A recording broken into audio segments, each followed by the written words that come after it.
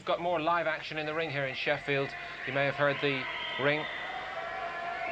bell announcement going there. The British featherweight title is up for grabs here tonight, and it's Paul Ingle against Jonjo Irwin. There's Irwin on his stool. We've just had the first round. There's Ingle, reigning British champion, can win a Lonsdale belt tonight. And let's join Glenn and Ian. Yes, thanks, Paul. The unending night of sport goes on here. We've had one round. This was billed until right up to the off as a British and Commonwealth featherweight championship fight. We've just been told that Irwin has, for some reason, relinquished the Commonwealth title. I don't know why, but there it is. We'll try to find out more. Doesn't much matter. What is at stake is Ingle's British Championship, which in truth means a bit more anyway. Ingle is the one in the kind of soldier shorts, the plain green of Doncaster's Jonjo Irwin, who fights out of the same gym that one of Britain's best heavyweights, Bruce Woodcock, used to train in, the gym at the back of the Plough Inn in Doncaster. Irwin is from, Ingle rather, is from Scarborough. Terrific little pressure fighter who packs some power as well. He'll take some beating here, Ingle. Somewhere down the road, he wants to get into the argument with Prince Nassim Hamed, but doesn't everybody? This is a good matchup on paper. It looks tough. Ingle is a good prospect. He's won 16 out of 16 with 11 KOs, but Irwin is a former British champion who's a very good boxer, very sharp, and he was a very good amateur. I think he got a gold in the Commonwealth Games. You know, so he's a good, classy boxer.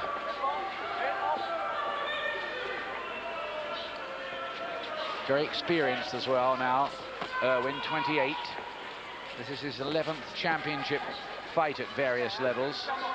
Ingle is making his second defence of the British title. He won in splendid style against Colin McMillan and defended against Michael Aldis.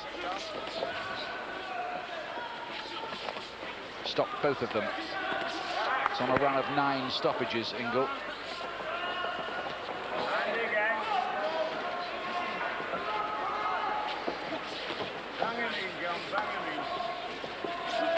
Ingle's trying to force the fight here, but some good defensive skills being shown from Jonjo Irwin, and every now and again come back with a decent counter.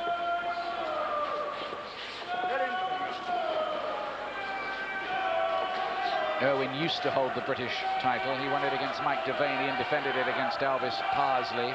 That is Parsley. He lost it against Colin McMillan on points.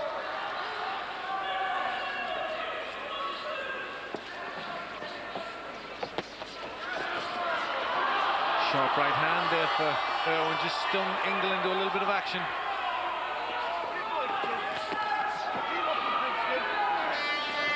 Ingle's adapted well to the professional ranks after being something of an amateur star.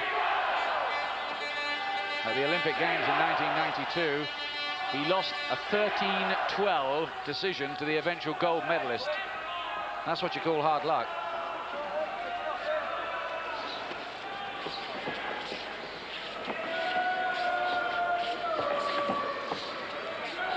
He's trying to force the fight here, Ingle, but he's just falling a little bit short with his punches. Irwin still on his bike, using good defensive skills. Good right hand to the body, too, from Irwin, who's being very cagey. But this fella is the one who's making the fight. They call him the Yorkshire Hunter. And there's all this combat gear that they wear. That's Steve Pollard, great character of the Hull boxing scene, who's been his trainer and is doing a fantastic job with him, if you ask me. Yes, he's done very well indeed, and he's a very good prospect, Ingle. There you see his record, 16 wins and 16 fights with 11 KOs, but he's just been made to work for it a little bit. I give it an even first round with Irwin doing some good boxing. Ingle was trying to force the fight, and he's coming forward, but he was missing an awful lot, and Irwin was picking him up with some very good counters, and defensively he was very good in that round. One thing Irwin has to watch is cuts. 2 of his 3 defeats have come via that unfortunate route. Here's the third round then. the combat trunks of the British champion Paul Ingle. And Jonjo Irwin looking to regain the title. Jonathan Joseph Irwin, to give him his full name.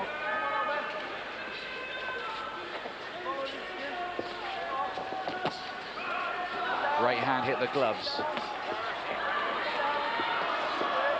1:24 in the morning. I bet these two never thought when they were training for this they'd be in action at this time. It's a factor in the fight because, you know, what are their body clocks doing now? It certainly is a big factor. They've been waiting around for a long time, and it's hard to get yourself up this late at night, get yourself ready for a championship contest. It's a difficult task, but they're both in the same boat.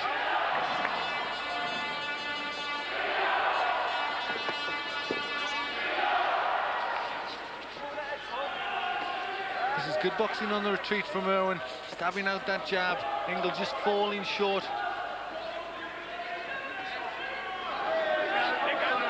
Will Ingle's pressure fighting tally in the end? He needs to cut off those corners. Calls himself the Hunter, and Hunter's about the right name. But Irwin's making it hard for him. And some clever defensive skills and the odd snappy counter-punch. Ooh, left hand, and then he just pushed him over. That's not a knockdown. Pushed him over with the right hand. There was a good left hook before it, but that wasn't the punch that put him down. Irwin took that. And again, lunging in, Ingle, and just being made to miss. Some good defensive skills from Irwin. Shown himself to be a good technician. But Ingle's the one who's making the running, even if he isn't really getting through. It's starting to find the range a bit. And I think once that starts to happen, that's going to be fairly bad news for Irwin. There's good shots too, fast hands from Ingle.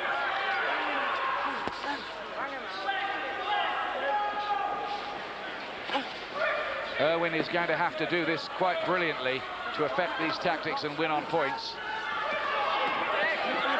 Ingle has upped the tempo. He's cutting off the corners now. He's got him against the ropes. That's what he wants. Well, he has to try and do this. He has to try and cut off the ring very quickly and set a very fast pace and keep the pressure on Irwin, because he can't afford to give Irwin any room at all. He has the boxing skills, he has the height and the reach to make life very difficult for Paul Ingle. Ingle just could be a pretty well-kept secret in this featherweight division. He might surprise one or two people.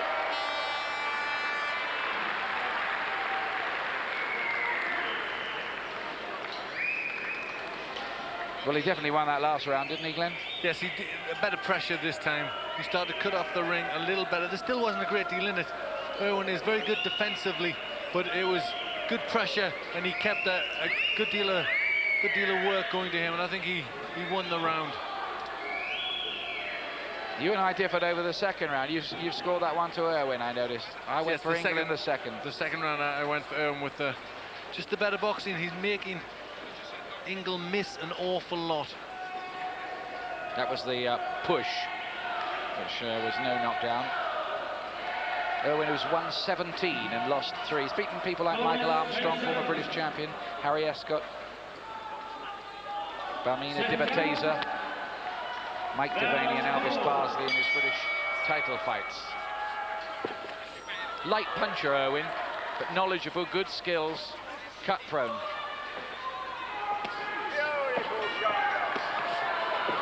Irwin trying a big overhand right, but Ingle took it well on the gloves, and again, Ingle is going to make Irwin work very hard for this. It's my view that at this level, it's going to be a very good fighter who takes this title away from Paul Ingle.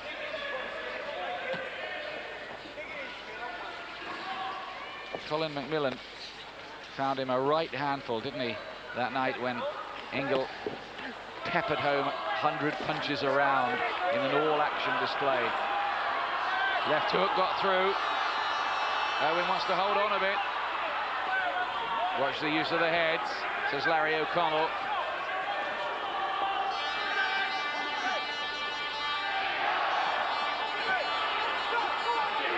These two thought they were fighting about 5 hours ago But timings being what they are in a complicated promotion like this, unfortunately, theirs was the fight that got put back to the back end of the show.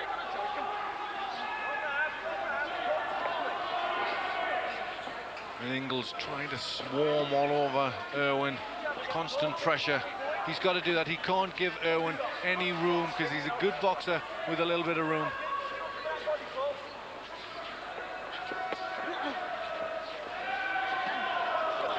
Ingle is beginning to find the range.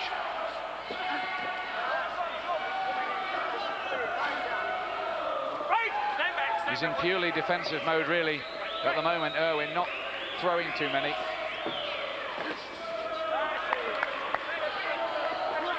Oh, right hand was a good shot from Ingle. That was good, but Irwin took it well. Nicely timed punch from Paul Ingle. Irwin, if he does do this, is going to try to do it on the back foot. Caught with a left hook. That's just left him a little unsteady for a moment.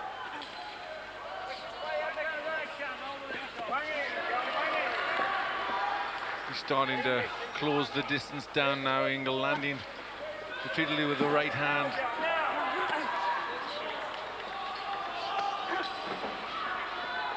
Irwin may have to think again here strategically.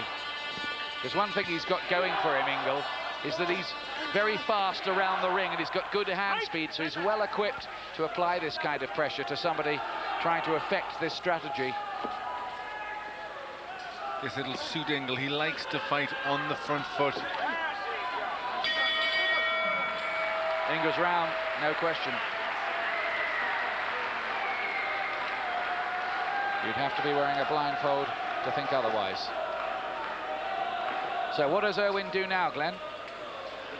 Well, he's just got to try and up his work rate and go with Ingle. He's got to try and give him plenty of angles, and he's got to try and get some power into his punches as Ingle's coming on, and he's just got to try and be busy himself up and just try and keep Ingle off balance. Plenty of angles, plenty of side-to-side movement, and constantly throwing punches.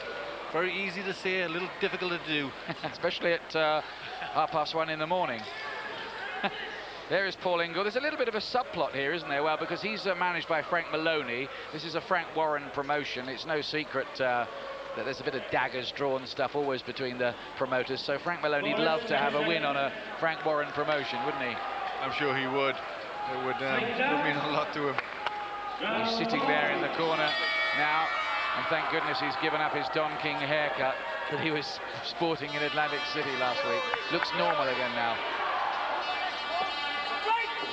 Now he's wrestled to the floor this time, Irwin, but even these little things are just a sign of how strong Ingle is. Oh, there was a low blow in there from Irwin, and a protest from Ingle, and a complaint which was acknowledged by referee Larry O'Connell. Ingle's all right, not making a song and dance of it.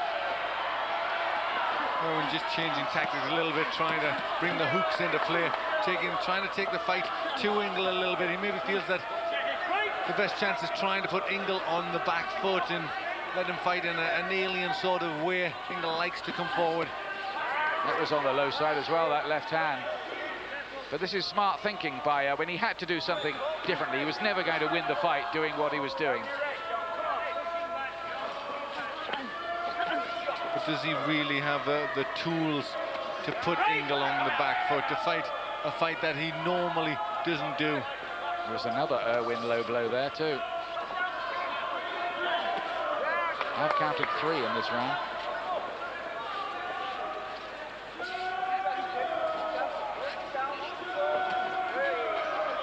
Back to plan A for a moment from Irwin. Ingle warned about the use of the elbow this time. Well, it's looking good for the champion.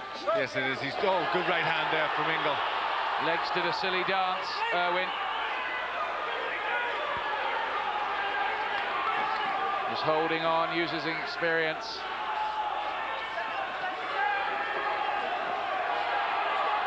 Quite a few people have stayed behind in this Sheffield arena to watch this. Well, I think people realise would be a good fight, a good matchup. But Ingle, an emerging talent. Yes, he is. He's somebody to take seriously, I think. Certainly at this level, and probably a grade or two up to as well. Little damage to the nose of Irwin. Blood coming from that, and he's looking to try and hold on inside.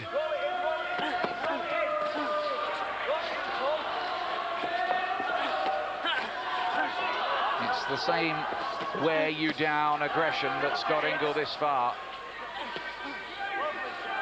He's made a good transition, hasn't he, from the amateur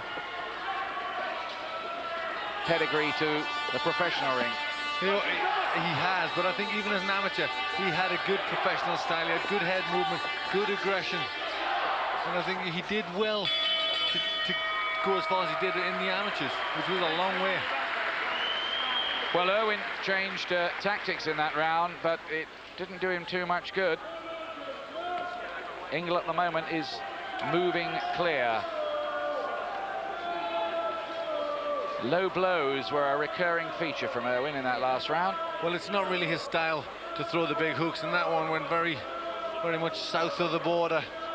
And he rightly picked up a little warning for that one.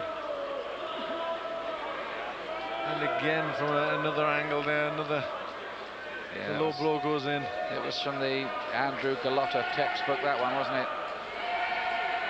But Ingle had a good round again, landed some heavy shots. That was one of them. Good solid right hand, and that just made the legs dip for a little second there. And Ingle was quick to get on his man. Sixth round, Paul Ingle, the pride of Scarborough, the holiday resort up there on the East Coast. Particularly proud of him, and who knows, if he keeps winning, one day they may engineer a world title opportunity for him in his hometown. Nice to go there, Ian. A lovely little holiday resort up in the northeast. You would, wouldn't it? Been there many times. Don't want to be too disrespectful, but Scarborough not exactly known as a mecca of boxing until now. No, but I think this young man could well put it on the map for boxing. He already has, hasn't he? Certainly as an amateur did very well, and he's moving up through the ranks and got a title now, and looks a good prospect.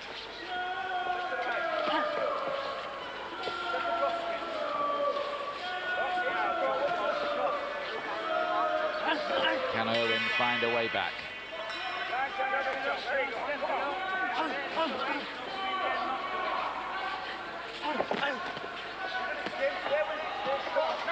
It's a bit better from Irwin, doubling up on the jab, and oh, good left hand from him too.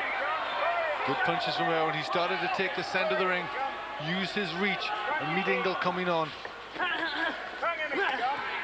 And Ingle's work suddenly ragged. Best for a long time, this from Irwin.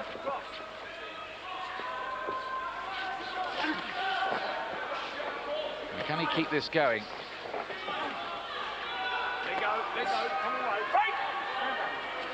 Well, he's got the height and he's got the reach. He's got to try and bring that into effect. He's got to try and just up the work rate and try and catch Ingle coming on. And again, a good left hand from Irwin, as Ingle tried to close the range on him.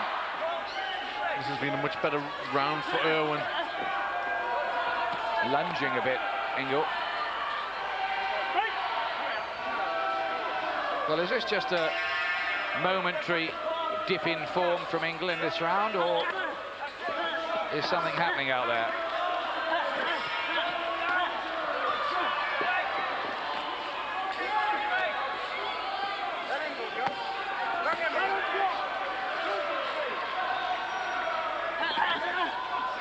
If only Irwin had a bit more punch power. Only 5 stoppages in 20 fights he's managed, whereas Ingle has 11 in 16. Some blood from the nose of Ingle. Seemed to be a little clash of heads inside there. Sure if Ingle got on the nose of the eye, but the head certainly came together. And Irwin pushing Ingle back at the end of that round. That's Irwin's round.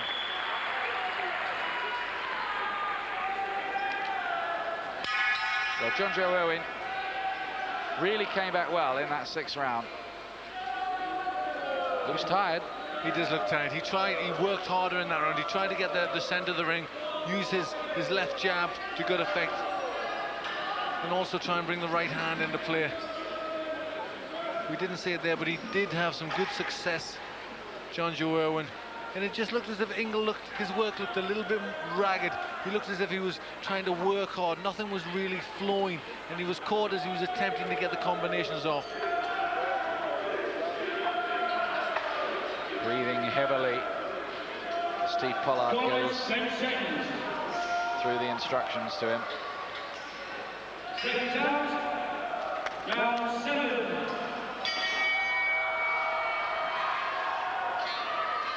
Into the second half of the fight. The British Featherweight Championship on the line here, held currently by Ingle, who's the one in the soldier trunks, for want of a better phrase.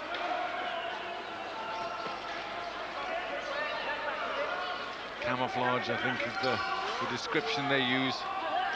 That was the word I was groping for, but failing to find so miserably. Thanks, Glenn.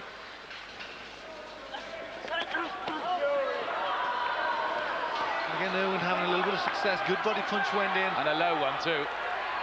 Well, and Ingle's unhappy about that. It looks as if he wanted to have the equivalent of a street fight with Irwin about it. Now, Larry O'Connell is saying something to the effect of, I'm not going to tell you again about this. It's the 3rd time he's had cause to speak to Irwin about low blows.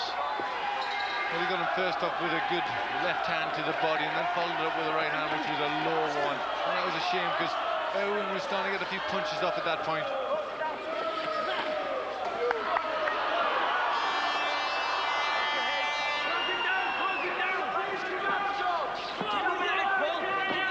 Well, suddenly, this looks a lot more difficult for Ingle, doesn't it? Well, Irwin's trying a few things and he still looks pretty sharp. And it's just looking a little bit more of a struggle. He just hasn't got the rhythm. Just the rhythm's dropped off a little bit for Ingle. Really used his boxing brain when he's been thinking this through. He's switched strategies, tried different things, and he may have just stumbled on something here to befuddle Ingle. Like that.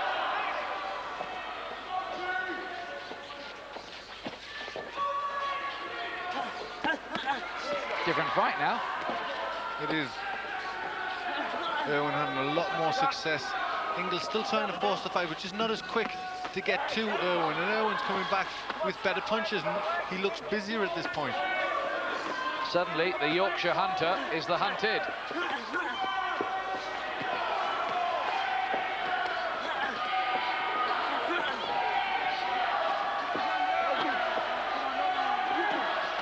Knot of Ingle fans from Scarborough trying to lift their man. Ooh, good right hand. Sent the sweat spraying from the face of Irwin. That was Ingle's best one in a while. His knees just dipped very slightly there, and Irwin looked to hold on.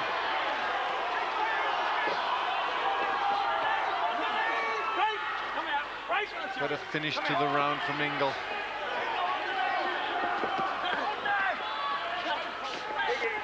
Ingle looking to re-establish control. Irwin still trying to push him back. Looks strong, Irwin, doesn't he? Blood from his nose. I think Irwin might have edged that one too. What did you think, Glenn? I thought Irwin probably won the round. Ingle had a good little spell where he caught Irwin with a good right hand, but I don't think he did enough to win the round, and Irwin kept nice and busy, finished the last few seconds with a few punches, but I think Irwin probably just nicked the round. There's the low blow, and he picked up another warning for that, and that again was a bad punch, a painful punch for Paul Ingle. Of course, these cups, abdominal protectors, are very tough these days. Just as well, really. Yes, I think for the most part they do help and do dull the pain, but if you caught it in the wrong angle, that can be a nasty old bang. And that's how I've got it even at this point in the fight. And the tide just beginning to change in Irwin's favour. The low blow theme continues to raise its head. Larry O'Connell went to both corners between the rounds, said to Irwin, watch these low blows, and then he said to Ingle, don't lose your temper, I've told him about it. Good refereeing from Larry O'Connell. We are blessed with a lot of good officials, it seems to me, at the moment in Britain. And Larry O'Connell is one of them.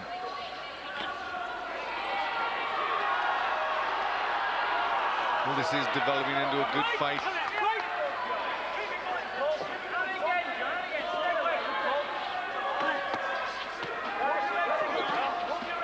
Irwin again, straight low.